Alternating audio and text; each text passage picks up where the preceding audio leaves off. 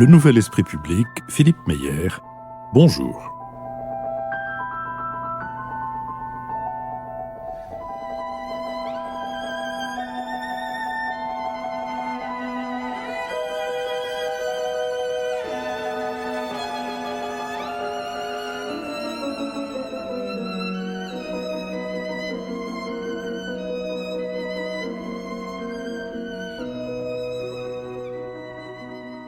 Bonjour, merci de nous avoir rejoints pour la première des 3 émissions thématiques qui vont terminer l'année 2018 et commencer l'année 2019, selon une tradition désormais antique et solennelle, thématiques qui sont soutenues par la compagnie d'assurance MMA qui non seulement soutient financièrement ces émissions, mais en plus en fait connaître la teneur à sa clientèle et à ses salariés de manière à nous apporter non seulement un soutien matériel, mais aussi un soutien moral. Le thème de cette première des 3 émissions est « Comment peut-on faire du théâtre ?» C'est dans les deux sens de comment peut-on matériellement et comment peut-on moralement faire du théâtre. Et j'ai réuni pour cette émission 3 acteurs du monde du théâtre, dans le sens large du mot acteur. Jeanne Candel, qui, avec Samuel Achache, a obtenu la direction du théâtre de l'Aquarium au sein de la cartoucherie de Vincennes à partir de janvier 2019. Julie Deliquet, que je vous présenterai toutes et tous plus en détail tout à l'heure. Julie Deliquet, dont on attend à la Comédie Française l'adaptation théâtrale du film d'Ingmar Bergman, Fanny et Alexandre, qui sera à l'affiche à partir de février 2019, et Jean-Robert Charrier, qui dirige le théâtre de la Porte Saint-Martin, où en ce moment on donne Tartuffe. Avant de présenter plus en détail mes invités, et en priant mon public d'excuser cette introduction qui sera plus longue que celle de d'habitude, mais c'est normal, il faut que je présente 3 personnes et non pas une seule. Juste un point peut-être sur la situation du théâtre en France. Ces dernières années, le nombre de spectateurs est en progression lente, mais constante. Il faut mentionner également les 460 conservatoires. Il faut mentionner les troupes d'amateurs si nombreuses qu'elles ne sauraient être recensées. Et se demander si le théâtre, qui ne semble pas affecté par la révolution numérique, n'en tirerait pas profit ou ne pourrait pas en tirer profit en offrant une alternative de chair et d'os au divertissement virtuel. Mais même dans cette perspective, est-ce qu'il est raisonnable de, comme on dit, monter une pièce ? Économiquement, c'est un peu plus coûteux chaque année. Les spectacles vivants ne peuvent gagner en productivité qu'à la marge de la marge. Le même acteur ne peut pas jouer Macbeth et Macduff, il ne peut pas jouer Tartuffe et Orgon, et le même décor ne peut pas figurer un hôpital et un jardin, sauf dans le cas d'un minimalisme très minimaliste. Scientifiquement, ça s'appelle la loi de Baumol. Le théâtre souffre d'un différentiel de productivité avec le reste de l'économie qui induit une croissance inexorable de ses coûts relatifs. L'État intervient pour contrer ou adoucir les effets de cette loi. Il occupe donc une place de plus en plus importante dans l'offre de spectacles avec ses 5 théâtres nationaux, ses 70 scènes nationales, ses 38 centres dramatiques nationaux. Cela entraîne-t-il une uniformisation de cette offre ? Un alignement des carrières artistiques sur certaines carrières de la fonction publique? L'offre du privé constitue-t-elle une alternative? La loi de 2003 sur le mécénat a-t-elle modifié la donne? Le financement participatif offre-t-il une nouvelle perspective? Nous en sommes là pour le moment uniquement aux questions économiques, mais nous allons évidemment aussi et sans doute d'abord nous intéresser aux questions artistiques avec donc mes 3 invités. Jeanne Candel, je l'ai dit, vous venez avec Samuel Achache d'obtenir la direction du théâtre de l'Aquarium. Vous nous direz quand même peut-être aussi avec ou sans quels moyens et ce que ça pose comme problème. Vous êtes entré au Conservatoire national supérieur d'art dramatique en 2002. Vous avez participé en 2008 à la fondation du collectif La Vie Brève. Et vous avez écrit et représenté avec ce collectif en 2010 Robert Planquette au théâtre de Vanves, avec Thomas Quillardet en 2010 au CDN de Limoges, Villégiature. En 2013, vous avez mis en scène avec Samuel Achache à la Comédie de Valence, puis au Bouffe du Nord, Le Crocodile trompeur d'Idon et Aîné, qui a reçu l'année suivante le Molière du meilleur spectacle musical, et votre associé dans cette aventure du théâtre de l'Aquarium, Samuel Achache, et pas seulement dans cette aventure, est sorti du Conservatoire national supérieur d'art dramatique en 2006. Il a collaboré en tant qu'acteur avec Sylvain Creusevaux et Vincent Macaigne. Julie Deliquet, vous avez été élève au Conservatoire de Montpellier, puis à l'école du Studio Théâtre d'Asnières et enfin à l'école internationale Jacques Lecoq, dont vous nous direz peut-être un mot, parce que je ne sais pas si tout le monde sait ce que c'est que l'école internationale Jacques Lecoq. Dites-nous un mot tout de suite, ça permettra aux auditeurs d'entendre une autre voix que la mienne. Eh bien, disons que c'est une école de mouvement et de théâtre, souvent qui arrive en complément de formation, où il y a 2 années, dont une première année où il y a une vingtaine, voire une trentaine de nationalités qui travaillent ensemble, qui ne maîtrisent pas la même langue, et puis qui forment une promotion plus restreinte par sélection sur la seconde année, où des chorégraphes, des musiciens, des acteurs, des metteurs en scène travaillent de manière collective pendant 2 ans. Peut-être vous nous direz tout à l'heure quelle importance cette école a eu dans votre formation et dans votre vision de la mise en scène. Vous avez créé vous aussi un collectif, le collectif In Vitro. Vous avez présenté dans le cadre du concours des jeunes metteurs en scène au Théâtre 13, Dernier remords avant l'oubli de Jean-Luc Lagarce, qui a reçu le prix du public. C'était le premier volet d'un triptyque qui a été complété en 2011 par La Noce de Bertolt Brecht, en 2013 par Nous sommes seuls maintenant, qui était une création collective. L'épilogue, Catherine et Christian, fin de partie, a été créé en 2015 au CDN de Saint-Denis. En 2016, vous avez mis en scène Vania, d'après Oncle Vania d'Anton Tchekhov, à la Comédie Française. En octobre 2017, Mélancolie, d'après Les Trois Sœurs et Ivanov, du même Anton Tchekhov. Votre adaptation théâtrale du film de Bergman, je l'ai dit, est attendue en février à la Comédie Française. Jean-Robert Charrier, vous avez brièvement tenté d'être comédien, ou essayé, ou voulu, ou rêvé d'être comédien. Vous êtes passé par le cours Florent, mais depuis 9 ans, vous dirigez le théâtre de la Porte Saint-Martin, théâtre privé qui appartient à un mécène, enfin non pas un mécène, d'ailleurs un industriel qui de temps en temps fait le mécène, Marc Ladré de la Charrière. Vous avez été nommé à 25 ans à la direction de ce théâtre, et vous y programmez des choses très éclectiques, des spectacles venant du théâtre subventionné, le Cyrano de Bergerac de Dominique Pitoiset avec Philippe Torreton, qui venait du théâtre de Bretagne de Rennes, le Cendrillon de Joël Pomera, qui était passé par l'Odéon. Vous avez vous-même écrit et programmé 2 comédies à succès, Diana et Nelson.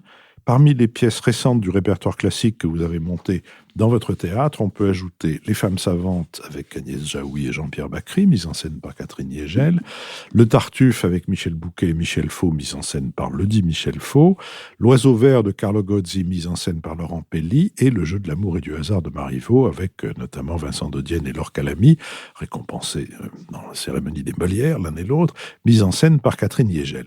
À la date où nous enregistrons cette émission, est à l'affiche de votre théâtre une nouvelle mise en scène du Tartuffe par Peter Stein, avec Pierre Arditi et Jacques Weber notamment, sont attendus pour les premiers mois de 2019. Les écrivains parlent d'argent, ça c'est un seul en scène de Fabrice Lucchini. Le Novecento d'Alessandro Barrico, qui est mis en scène par André Dussolier, qui était au Rond-Point. Ou encore Ça ira, fin de Louis de Joël Pomera à partir d'avril, le spectacle particulièrement remarquable à mon point de vue, qui avait été d'abord donné au théâtre de l'Amandier. J'aurais des questions à vous poser dans le désordre, si vous voulez bien, mais j'ai fait observer tout à l'heure que Jeanne Candel et Julie Deliquet avaient créé un collectif. Quelle est la différence entre un collectif et une troupe ? Il n'y en a pas, hein. C'est le nom moderne.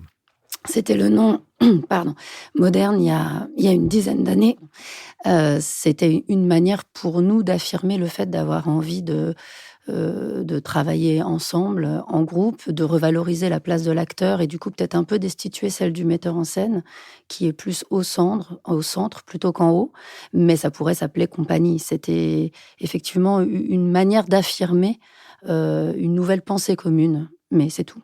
Mais est-ce que ça n'est pas aussi quelque chose qui veut signifier qu'il y a dans la collaboration des acteurs, une collaboration qui va jusque, puisque c'est souvent des collectifs qui montent des textes inédits, des pièces inédites, ou qu'ils fabriquent eux-mêmes, qu'ils ne collaborent pas à cette création dans son contenu. Effectivement remettre l'acteur dans un sens créateur au même titre que le metteur en scène. Et c'était une manière, en tout cas, ça a fait beaucoup de bruit, cette idée de collectif. Qu'est-ce que ça veut dire, collectif? Mais est-ce que quand on est collectif quand il y a un metteur en scène? Je crois qu'on a dépassé, en fait, cette question-là. Effectivement, cette question, elle est attaquable. Par contre, le fait de revaloriser l'acteur, de revaloriser des productions qui sont essentiellement une masse salariale et on n'a peut-être pas besoin de grand-chose, mais on a besoin de monde et de collaborer dans nos idées et de créer collectivement. C'était important pour nous. Moi, au sortir des écoles, c'est ça que j'ai appris dans les écoles, c'est le faire ensemble. Et tout d'un coup, faire ce métier tout seul, ça ne m'intéressait pas. Et je trouvais que de retrouver cette émulation-là et cette force de proposition collective, en tout cas, c'est comme ça que j'imaginais mon processus et avec les autres surtout. Alors, on a besoin de monde et le monde, c'est ce qui coûte le plus cher, Jeanne Candel. Non, mais je voulais juste rajouter une chose.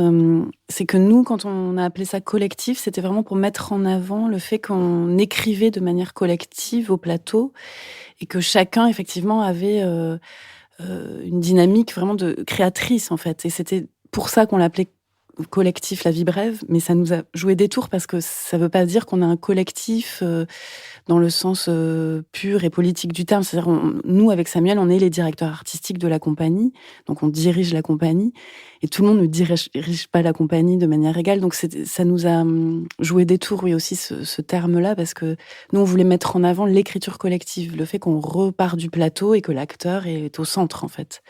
Mais le fait qu'il y ait 2 directeurs artistiques veut dire qu'à un moment donné, quelqu'un dit oui ou quelqu'un dit vaudrait mieux quelqu'un pas. tranche. Jean-Robert Charrier, comment vous voyez de votre poste d'action et d'observation, comment vous voyez ces collectifs et cette façon-là de faire du théâtre? J'ai l'impression que c'est un peu la seule option possible, enfin une des options possibles les plus importantes pour les élèves qui sortent d'école, parce que il y a une telle jungle et un tel nombre effrayant d'écoles et d'acteurs en devenir que l'union à la sortie d'une école dans un collectif semble un peu la porte la plus efficace pour faire ce métier, non? Oui, alors nous, on l'a pas fait tout de suite aux sorties de l'école. C'est vraiment une fois qu'on a commencé ce métier que quelques années après, je me suis dit effectivement, si c'est pour perdre le faire ensemble, moi, j'aurais choisi un autre métier, pour le coup. Oui, c'est ça. Et au moment où il faut... Par exemple, est-ce que le fait d'être un collectif vous tient à l'écart d'un répertoire qui est celui que vous avez appris dans les écoles, enfin, qui est grosso modo le répertoire classique en allant jusqu'au théâtre contemporain, mais disons un théâtre d'auteur qui n'est pas un théâtre d'auteur qui est né d'un collectif. Alors, Julie Deliquier, vous avez monté Tchekhov dans une version d'ailleurs, peut-être comme par définition, tous nos auditeurs n'ont pas vu le Vania, adapté donc le Vania que vous avez monté à la Comédie Française. Peut-être vous pouvez nous dire un mot de l'intention qui était la vôtre en montant ce Vania. Alors nous, par exemple, on a fait de la création collective, mais au départ, on est parti des auteurs. Donc ça, c'est assez constitutif de notre identité, qui fait qu'on s'est émancipé d'une langue pour affirmer la nôtre avec la création collective et l'improvisation, mais on est parti des auteurs. Donc on a cherché une langue. Donc quand on est revenu aux auteurs, après, dans un second temps, et notamment avec Vania, il a fallu trouver un trajet entre l'auteur qu'on avait envie de défendre et à la fois le processus de création, la part d'improvisation et la place de l'acteur qui doit s'affirmer face à l'auteur qui était Tchekhov, qui était assez rassuré d'y être jusqu'au bout, puisqu'on allait monter Oncle Vania. Donc c'est tout ce travail à partir d'une œuvre où l'acteur doit faire en sorte que s'il avait dû improviser cette scène, il l'aurait sans doute moins bien dite, mais il en serait arrivé au même résultat. Et du coup, c'est tout le travail laborantin de répétition pour arriver à ce mélange-là.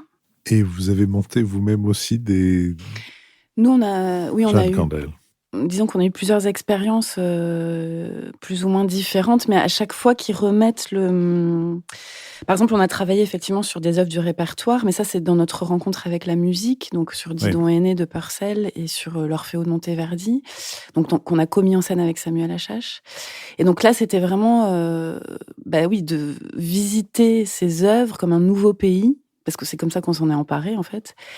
Et comme on a embarqué avec nous dans cette histoire des musiciens qui n'étaient pas des musiciens qui venaient de cette musique-là, mais qui étaient des musiciens de jazz, donc ça a mis une nouvelle dynamique en fait dans la manière qu'on a eu de regarder cette œuvre, de pénétrer cette œuvre, et donc ça a produit une forme de mélange entre, un va-et-vient entre le théâtre et l'opéra. Enfin, ça, c'est notre facture. Enfin, c'est ça qu'on a eu envie de regarder précisément. Mais les œuvres sont comme des ouvroirs. Enfin, on ouvre des choses grâce aux œuvres, en fait. Elles nous permettent d'ouvrir des motifs, des thèmes, et donc d'extrapoler, de faire des digressions, et donc de les c'est une drôle de manière d'aborder les œuvres, parce que il y a une grande liberté en fait. On se sent pas avec l'autorité justement de l'auteur on est assez libre. Oui, vous vous sentez pas avec l'autorité de l'auteur. Il se trouve que j'ai vu les spectacles dont on vient de parler, et que la question que je me pose, c'est dans le cas de Tchekhov et aussi dans le cas de Purcell que vous venez d'évoquer. Que vous, alors, je vais pas utiliser, si je vais utiliser le mot, parce que j'en trouve pas d'autres sur le coup, que vous reprenez à votre compte, que vous reprenez à votre manière. C'était pour ne pas dire revisiter, parce que le mot de revisiter me fait exploser tantôt de rire, tantôt de fureur. Mais pour revisiter quelque chose, vaut mieux que le public le connaisse, ou pas. Je n'en sais rien, c'est la question que je vous pose. Nous, par exemple, typiquement sur Didon et Aîné, on a fait ça de cette manière parce qu'on savait que Didon et Aîné, ça appartient à la mémoire collective. Donc on sait que ça joue, enfin, plus ou moins, mais en tout cas, c'est quand même un tube, disons, de l'opéra. Et donc on savait que ça jouait avec ça. Et nous, on a bien sûr joué avec cette notion. Et on n'aurait pas fait la même chose avec un opéra totalement inconnu. Donc ça, c'est sûr. Il y a un jeu avec la convention, avec la mémoire, oui, c'est sûr. Alors Jean-Robert Charlier, vous avez monté 2 Tartuffes en l'espace de très peu de temps. Et d'une certaine manière, vous maintenez une sorte de diffusion du théâtre classique. Mais 2 Tartuffes, comment l'idée est-elle venue? Comment s'est-elle imposée? D'abord parce que j'ai rien inventé, parce que ça s'était déjà fait avec Planchon et Vitesse à un an d'intervalle à la Porte Saint-Martin il y a 40 ans. Que Stein et Faux m'ont sollicité à peu près au même moment, et que j'ai passé 1 heure avec l'un et 2 heures avec l'autre dans mon bureau enfermé en parlant de Tartuffe, et qu'ils avaient des visions tellement opposées et tellement différentes de l'œuvre que ça me paraissait assez excitant, tout en conservant exactement le même texte, à quelques coupes près, de présenter 2 spectacles extrêmement différents avec le même texte. Et comme les 2 avaient quand même une envie de faire un théâtre accessible et populaire avec cette œuvre, moi ça m'amusait en tout cas de voir 2 grands metteurs en scène se frotter si différemment au même texte. Vous pourriez résumer un peu la différence entre ces 2? Faux, il a une façon d'aborder le théâtre de Molière extrêmement baroque, chargé. Il travaille énormément sur la scénographie, sur le côté baroque du spectacle. Il va pas franchement dans la précision en termes de direction d'acteur. Tout est un peu déclamé face publique et d'une façon un peu large. Alors que Stein, c'est tout l'inverse. Il n'a fait que travailler sur la direction d'acteur. Il a passé des heures, des jours et des semaines à la table avec eux pour décortiquer chaque mot du texte. Et au contraire, il a fait une scénographie qui est toute blanche, avec très peu sa mise en scène est beaucoup moins présente en fait que celle de Faux. Alors, vous êtes les uns et les autres dans une situation, comment dirais-je, assez favorable à l'égard de la réussite. Je veux dire par là que Jeanne Candel et Samuel Achache, vous avez été exaucés jusqu'au Bouffe du Nord, C'est qui pas est une aussi consécration. Non, je parle pas de la carrière, mais dire ça, je vous dirai après. votre travail a été reconnu par les deux patrons des Bouffes du Nord, Olivier Mantelli et Olivier Poubelle, ce qui est une situation très recherchée dans Paris, et Julie, je l'ai dit tout à l'heure, par la Comédie Française et bientôt pour la deuxième fois. Et Jean, c'est aussi vers vous que se tournent des gens comme vous venez de le dire, Peter Stein ou Michel Faux. Il n'en reste pas moins que, vous le disiez tout à l'heure, ou c'est Julie qui le disait tout à l'heure, on appelle ça une troupe, un collectif, ou de quelque manière que ce soit, il est question de masse salariale. Et la masse salariale ne peut aller qu'en augmentant ne serait-ce que parce que si les salaires n'augmentent pas, les charges, elles, le font continuellement. Comment est-ce que vous avez résolu ce problème avec votre collectif, et comment, Jean, résolvez-vous ce problème des coûts des spectacles avec votre théâtre privé, ce qui ne veut pas dire nécessairement un théâtre opulent? Jean? J'ai l'impression qu'on résout pas tellement le problème. C'est ça le problème. Effectivement, les spectacles coûtent de plus en plus cher. Les prix des places diminuent. Contrairement à ce que vous disiez en amorce, j'ai pas franchement l'impression que le nombre de spectateurs augmente. Ou alors s'il augmente, comme la proposition augmente aussi énormément, parce qu'il y a un nombre de salles à Paris, en tout cas, qui ouvrent chaque mois, qui est terrifiant. Donc c'est compliqué. Moi, je m'aperçois et c'est plutôt rassurant, que l'exigence attire plutôt davantage les foules que la facilité. Et en tout cas, si c'est peut-être pas toujours vrai, mais en tout cas, un public plus jeune, étonnamment, c'est un peu con de dire ça, mais plus on fait des spectacles exigeants, plus on renouvelle le public vers la jeunesse. C'est rassurant. Alors, un mot sur l'augmentation relative. Je n'ai pas donné les chiffres parce que j'ai un peu de scepticisme à l'égard des chiffres. C'est les chiffres officiels. Les chiffres officiels sont forcément assez facilement optimistes, ou en tout cas ont tendance à interpréter de manière optimiste le comptage d'un certain nombre de choses. Comme je ne savais pas très bien ce qu'on comptait, je me suis contenté de dire que la tendance officiellement repérée est une tendance à augmentation d'ailleurs extrêmement légère et dans laquelle on ne sait pas. Mais pour revenir à cette question du coup, vous allez reprendre un spectacle que j'avais vu à Nanterre, qui a pour moi été un enchantement, qui m'a rappelé le même enchantement que j'avais eu en voyant La Cuisine montée par Ariane Nouchkine au Théâtre Medrano, La Cuisine de Donald Wesker, qui est le spectacle de Pomera, Louis. Je vous entendais dire l'autre jour que même avec une salle pleine du début à la fin des représentations, vous ne boucleriez pas votre budget. Alors c'est vrai que c'est un spectacle où il y a du monde, mais... Oui, c'est un spectacle très très cher.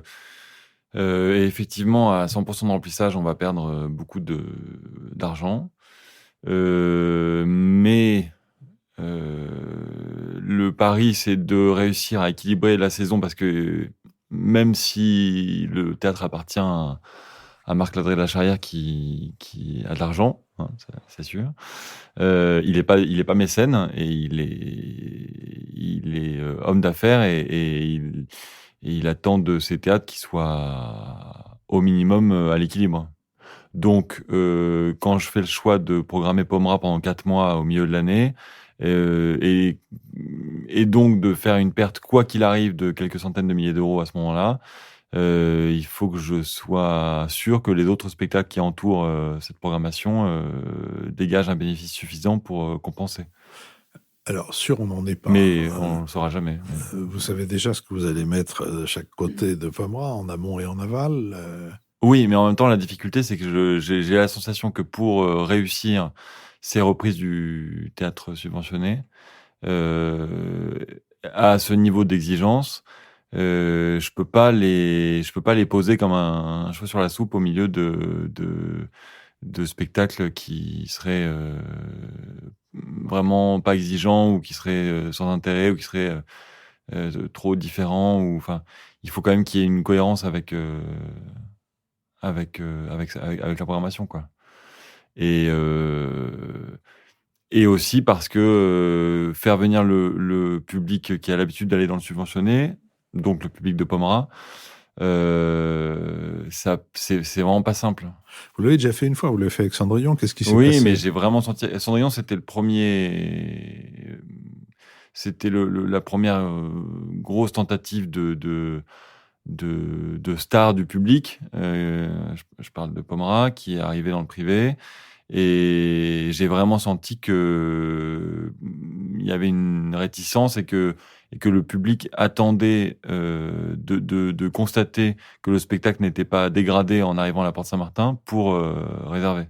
Il y a vraiment eu il a fallu que le spectacle commence, alors qu'il était très connu du public, de ce public-là en tout cas, pour que les gens se mettent à réserver. Oui, qu'on n'était pas passé de Pomera à Walt Disney. Oui, et alors, Julie et Jeanne, comment voyez-vous ça, vous d'ailleurs? Est-ce que vous avez aussi eu cette suspicion quand vous avez vu que Pomera allait passer dans le théâtre privé, ou bien est-ce que vous faites partie de la génération qui a construit, une génération plus âgée que la vôtre, je crois, qui a construit ce mur, non pas un plafond de verre, mais un mur de verre entre le public et le privé, ou bien non, ou bien est-ce que ça fait simplement pas partie de votre univers, Jeanne?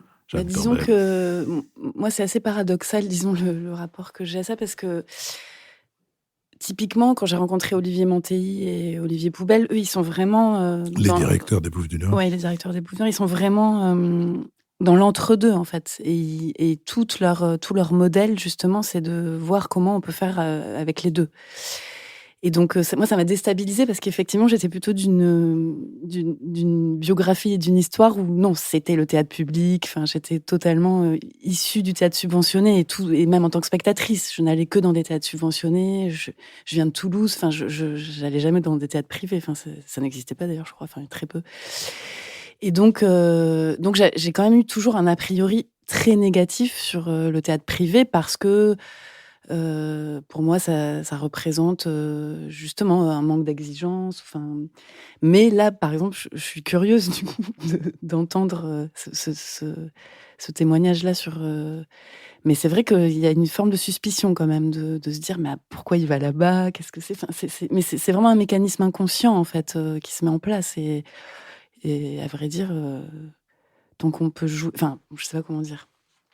Moi, dans mon rapport avec les Olivier Mantéi, Olivier Poubelle, je me suis bien rendu compte qu'il y avait effectivement une exigence artistique, une curiosité, et surtout un goût du risque, parce que nous, ils nous ont permis de faire le Crocodile Trompeur, donc le travail sur Didon et Aîné, et c'est un peu les seuls qui sont partis avec nous au début. Donc je me suis dit, c'est quand même des gens qui ont une grande capacité à débusquer des choses, enfin, je sais pas comment dire, à prendre des risques. Et en plus, quand ils mettent leurs pattes sur un spectacle, ça facilite la reprise par ce spectacle.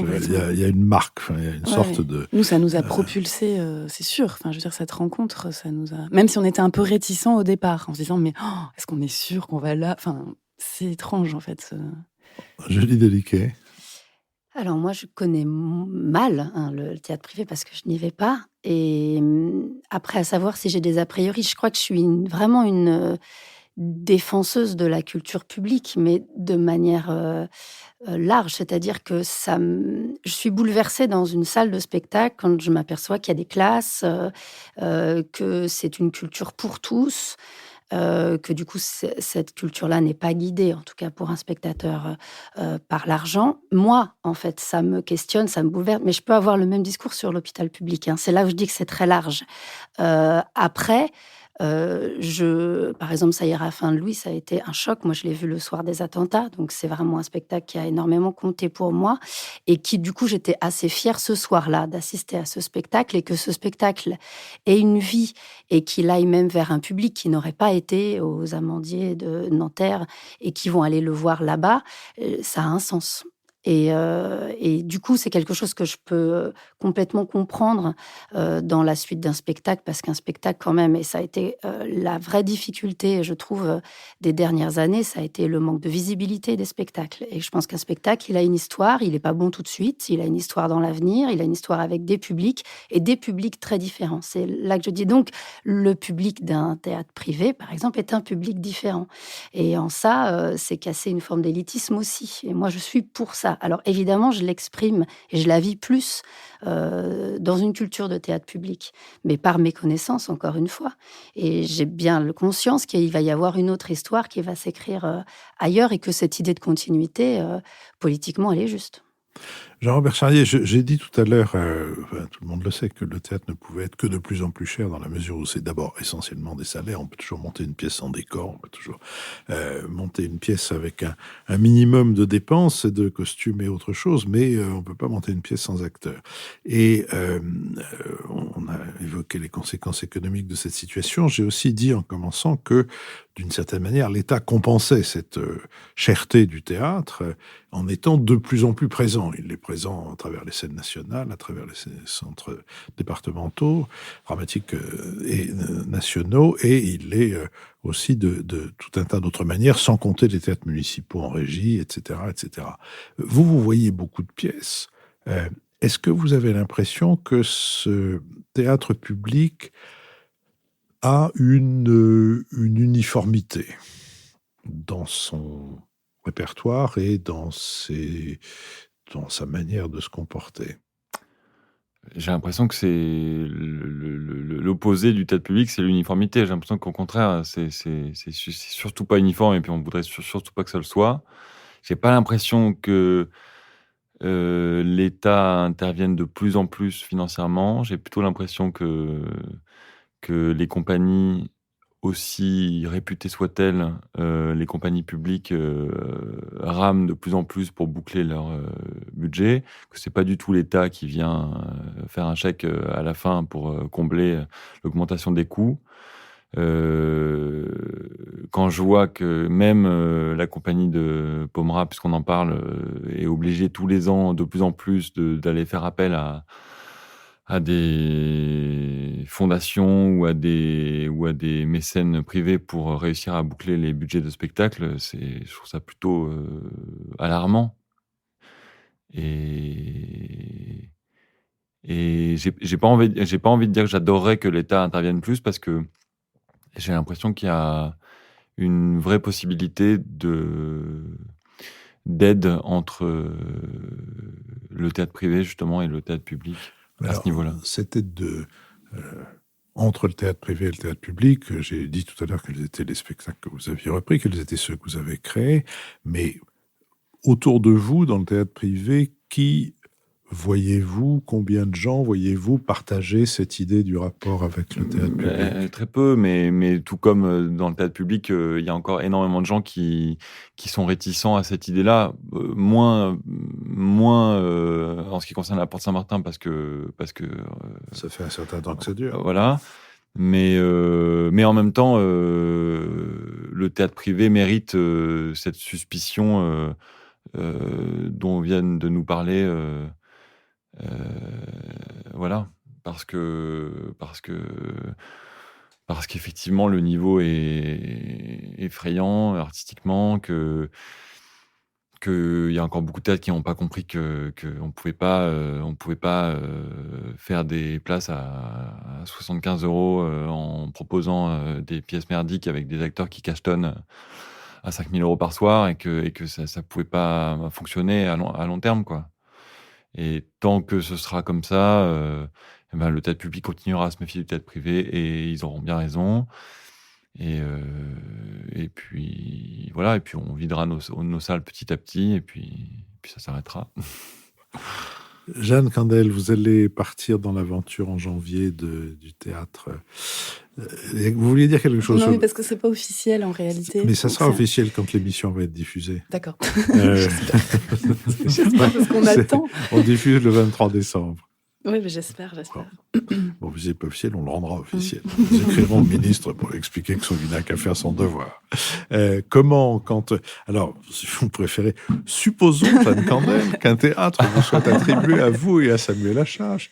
Et dans ces conditions, ce théâtre vous est-il attribué avec un budget qui permet de le faire fonctionner, ou bien est-ce qu'on vous donne juste des murs et de quoi payer la facture d'électricité? Et dans ce cas-là, comment vous débrouillez-vous? Alors, c'est sûr qu'on va devoir ruser parce que le budget du théâtre de l'Aquarium va pas être suffisant pour faire tout ce qu'on a envie de faire. Mais comme nous, Mais attendez, pardon, ça veut dire que vous avez plus qu'un budget de fonctionnement. On a un budget de fonctionnement et on a une minuscule marge artistique. Mais en réalité, là, j'ai pas les détails. C'est ça qui est un peu absurde, c'est qu'on n'a pas encore exactement, on sait pas encore comment on récupère le théâtre, dans quel état. Enfin, il y a plein d'inconnus, en fait, qui se présentent à nous. Et, donc, non, nous, en plus, notre projet par rapport au théâtre de l'Aquarium, c'est vraiment de remettre, la création au cœur en fait du projet, donc d'accueillir énormément d'artistes en résidence, de proposer un théâtre en ordre de marche avec un atelier de construction, avec des régisseurs à disposition. Et on va pas pouvoir rentrer en production sur des projets parce qu'on n'aura pas assez d'argent, mais en tout cas de proposer un espace idéal, parce que quand même de créer à la cartoucherie, c'est magique quand on vit à Paris. Pour la création et pour la recherche, parce que c'est vrai que nous, dans notre histoire quand même de la compagnie, c'est la recherche. Enfin, moi, c'est toujours parti de là, en fait. C'est de réunir des amis, une communauté de gens avec qui j'avais envie de travailler et de partir en recherche et de créer un spectacle suite à ça. Donc, la nécessité première, c'est toujours de chercher ensemble autour de la question du théâtre.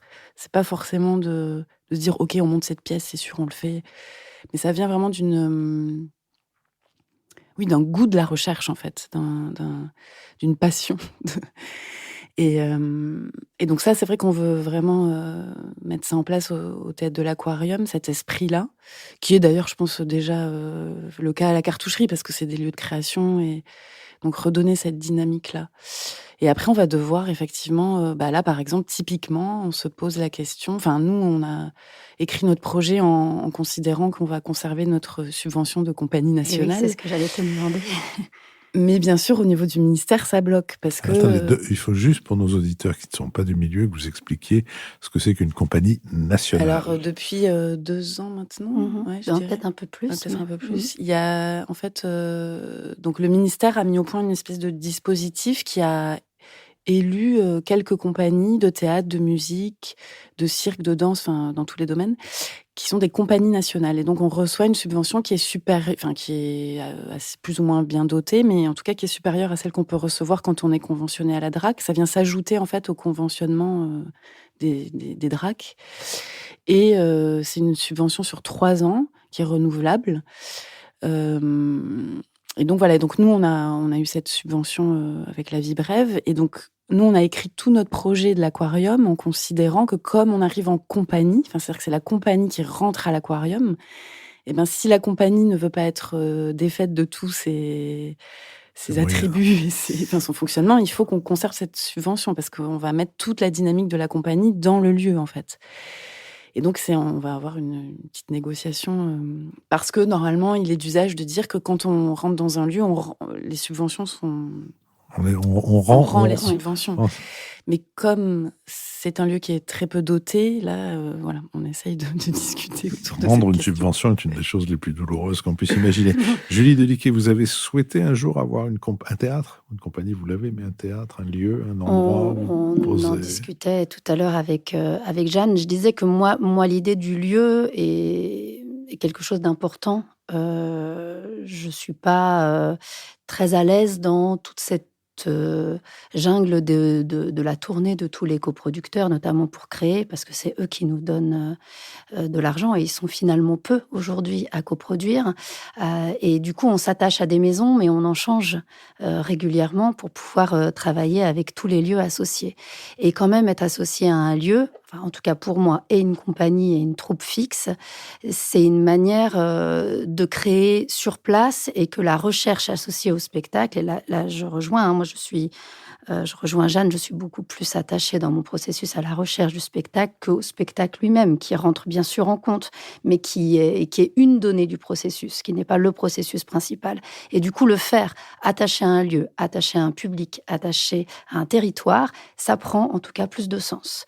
Après, on est en compagnie dans des processus de production qui sont encore rudes, qui nous prennent beaucoup de temps.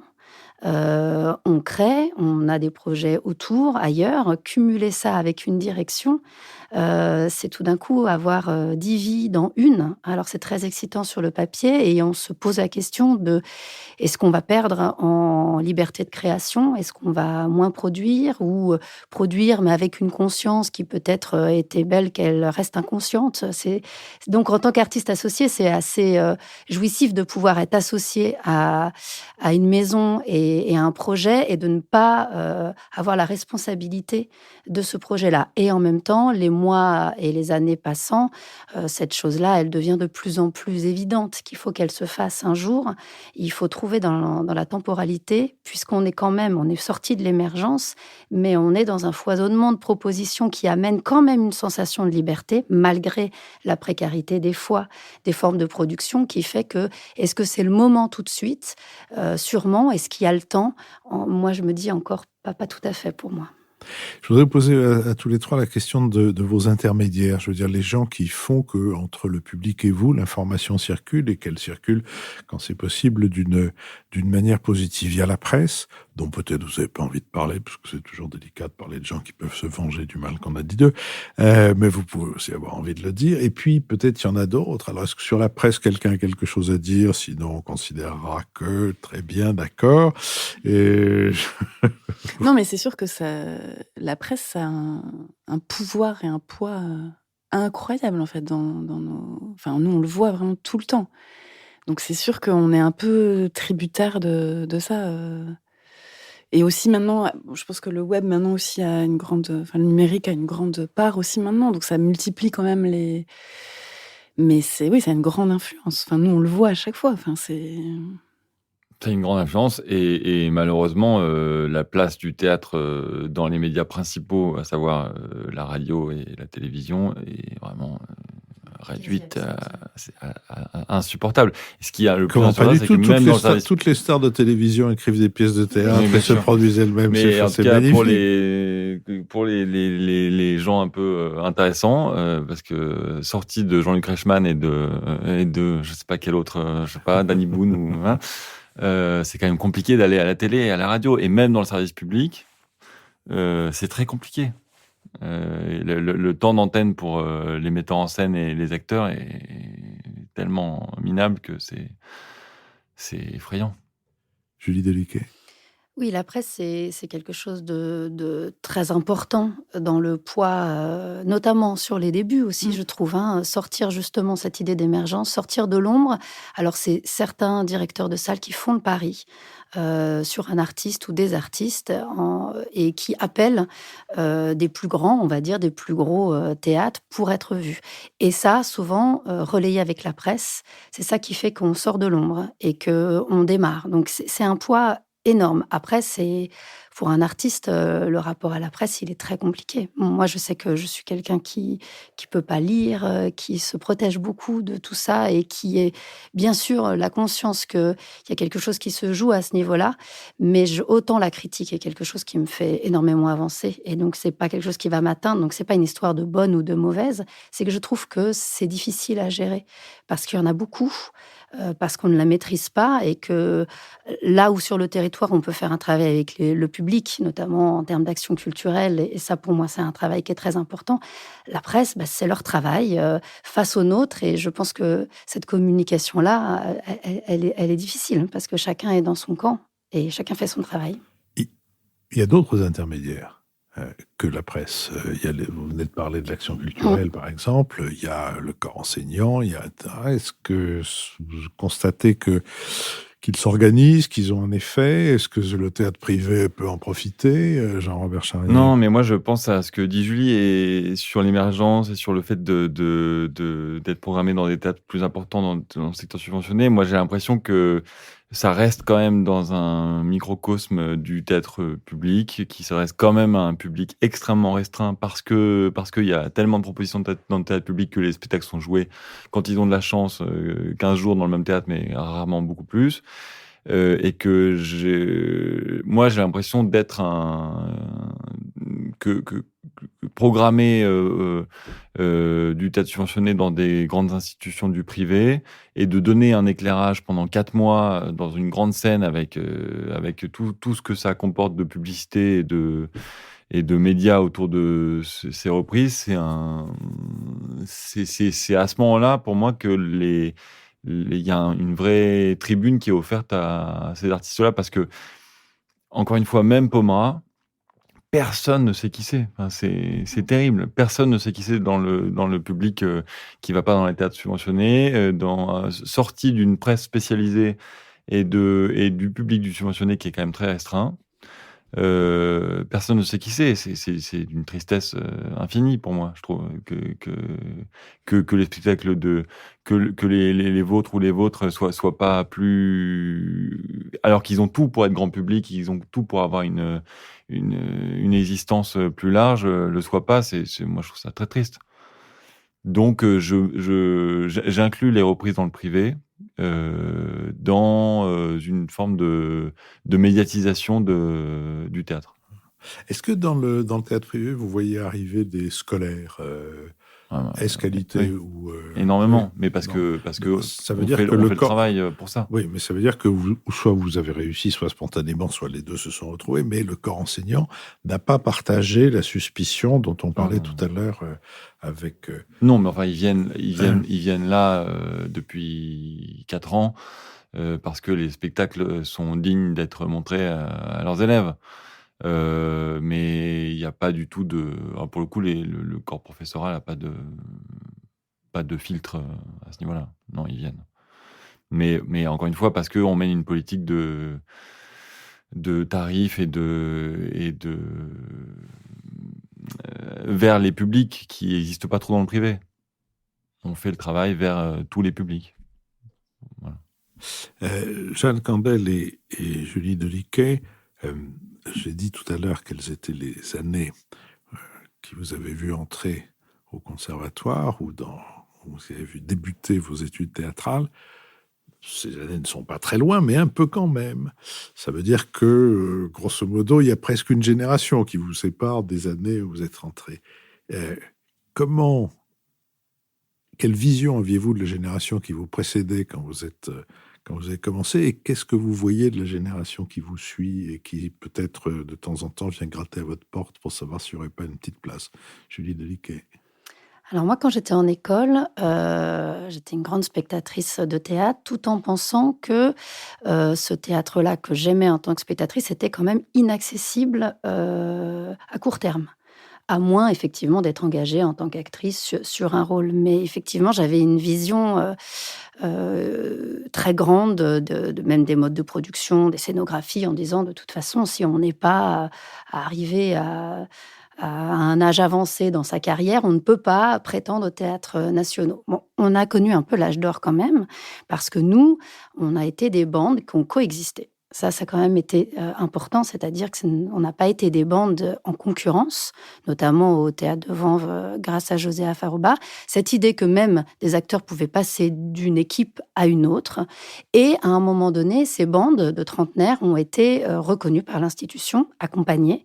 Et on a accédé effectivement assez rapidement, en travaillant beaucoup et au départ sans moyens, en n'étant pas payé, juste en défendant les idées collectivement qu'on avait envie de porter. On a accédé quand même à un endroit qui n'était quand même pas de notre génération, pris par les trentenaires quand on avait 18 ans ou 19 ans dans les écoles.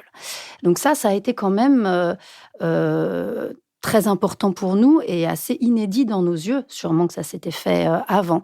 Alors moi, je suis marraine de l'École nationale de Saint-Étienne. La pédagogie théâtrale est quelque chose qui me passionne, justement, pour moi et pour les acteurs du collectif, parce qu'on le fait conjointement. C'est une autre génération qui arrive. Je trouve ça très important que nous, on ait tout autant à apprendre de la génération qui arrive, justement, en voyant qu'ils ont des préoccupations différentes. L'écriture de plateau, la création collective, là où nous, on a fini par mettre des mots dessus, pour eux, c'est normal, on va dire, et ils ont même une quête et des préoccupations vers les auteurs qui sont différents. Juste un mot, parce que vous êtes, vous, habitué à ce vocabulaire, mais l'écriture au plateau, c'est ce qu'on appelait autrefois l'improvisation. Mais oui, c'est ça. Et de créer collectivement une forme qui n'a pas d'auteur et où l'acteur est auteur. Mais ça, on va dire que c'est normal pour eux. Donc la question de l'auteur et même du retour au texte, elle est évidente et elle est nécessaire. Mais moi, ce que ça m'a appris, c'est que moi, je ne suis pas passée, par exemple, par les écoles nationales. Et du coup, maintenant, d'être jury au conservatoire ou d'être professeur dans les écoles nationales et de véhiculer aussi une autre identité, un autre parcours, je trouve ça important, tout en disant, moi, je n'ai pas eu accès à ça. Donc, vous avez une chance, mais il y a tout à créer derrière, qu'on y ait accès ou qu'on n'y ait pas accès. Et ça, je trouve que cette génération a bougé parce qu'on est quand même très mélangé pédagogiquement dans l'idée d'un théâtre qui a quand même bougé énormément ces 15 dernières années. Jeanne Candel, la génération d'avant vous, la génération d'après vous?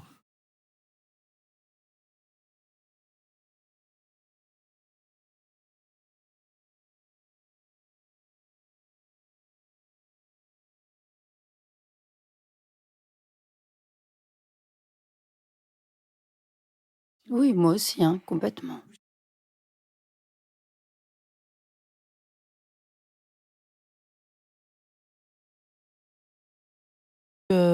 Spontané, je dirais, organique, et de s'organiser de cette manière. Et effectivement, comme tu le disais, de cohabiter en fait avec des groupes, de coexister.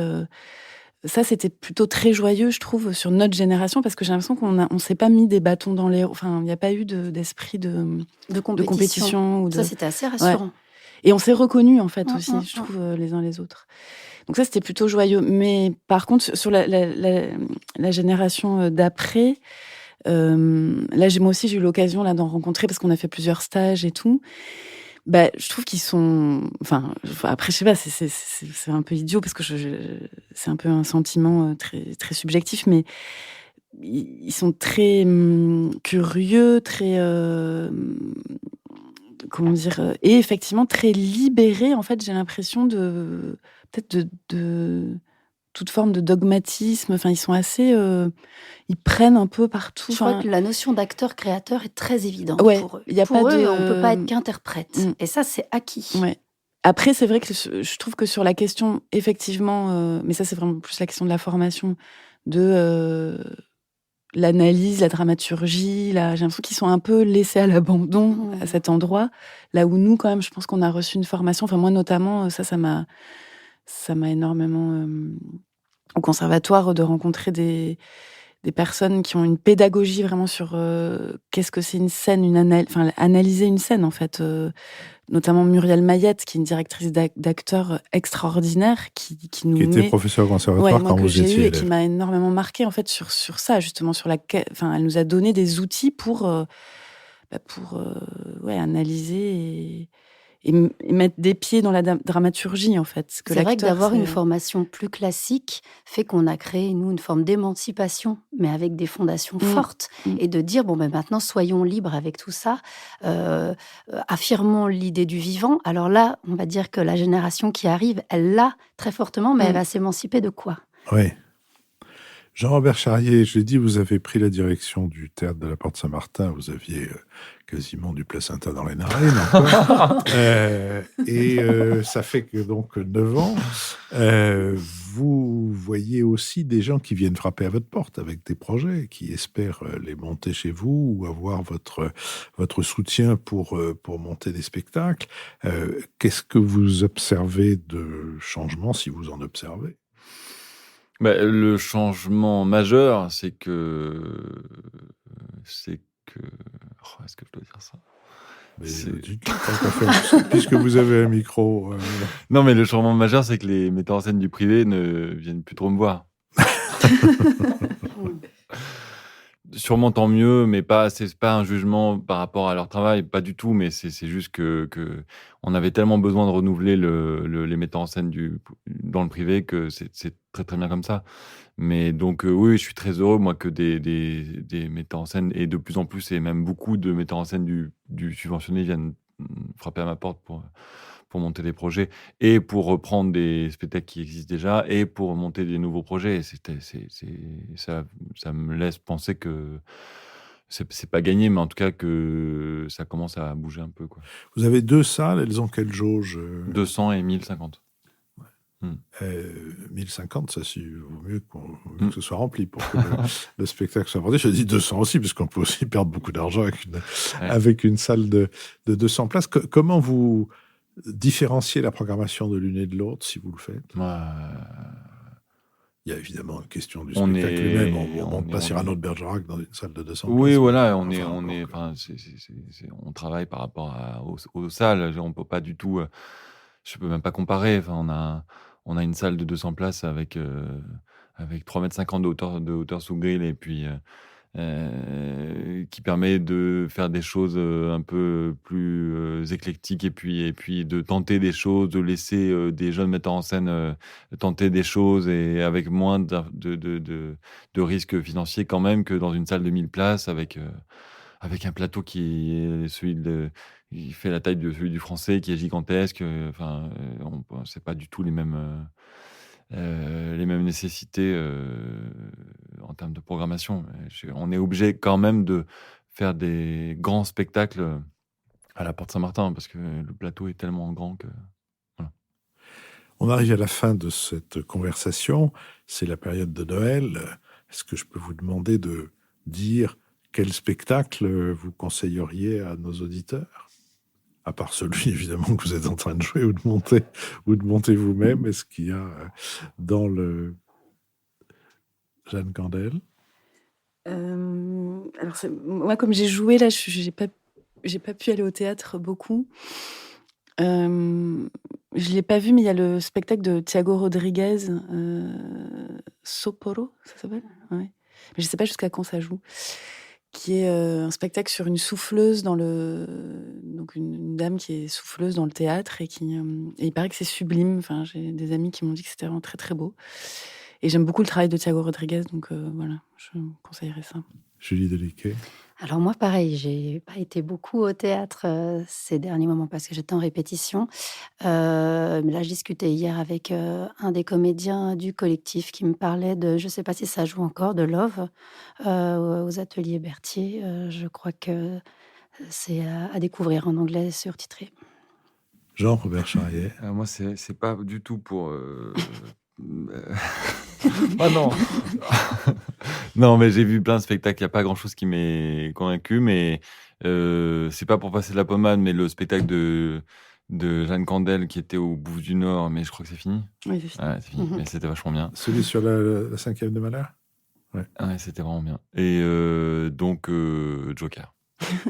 Eh bien, je vous remercie d'être tombé dans mon piège. Je voulais juste montrer que les gens de théâtre n'ont pas le temps de voir ce que font les autres gens de théâtre, ce qui d'ailleurs me paraît donner une valeur assez relative au Molière, qui fait que c'est celui dont on a causé dont on entendait parler par l'homme qui a vu l'homme, qui a vu l'homme, qui a vu l'ours, qui a vu peut-être le spectacle, mais cependant, ça n'empêche pas d'avoir de l'intérêt et du souci. Une dernière chose quand même, est-ce que s'il existait en podcast, par exemple, un rendez-vous régulier dans lequel les gens de théâtre s'exprimeraient sur ce qu'ils font et seraient éventuellement confrontés à des spectateurs, des critiques, etc. Est-ce que là, vous trouveriez le temps d'écouter quelque chose de ce genre, ou est-ce que vous seriez trop préoccupé par vos occupations?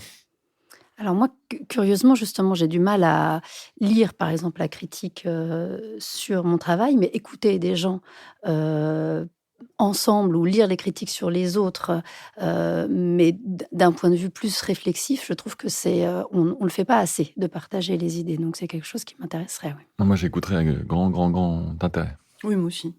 Je vous remercie. J'informe nos auditeurs que la semaine prochaine, la thématique sera consacrée au rapport du cinéma avec la guerre de 14 et nous recevrons Bertrand Tavernier, qui est lui-même l'auteur de 2 films majeurs sur la guerre de 14, La vie est après et Capitaine Conan. Et la semaine suivante, ce qui sera donc le 6 janvier, ce sera un sujet au contraire tout à fait politique, puisque je recevrai Bernard Cazeneuve, l'ancien Premier ministre, pour parler avec lui du changement de la Constitution et d'une manière générale du fonctionnement de nos institutions. Mais en attendant, profitez de la trêve des confiseurs et retrouvez-nous la semaine prochaine avec Bertrand Tavernier. C'était donc une émission qui, comme je l'ai dit tout à l'heure, est soutenue par la compagnie d'assurance MMA et qui était produite par Nouvelles Écoutes et enregistrée par Adrien Beccaria au studio L'Arrière-Boutique. À la semaine prochaine.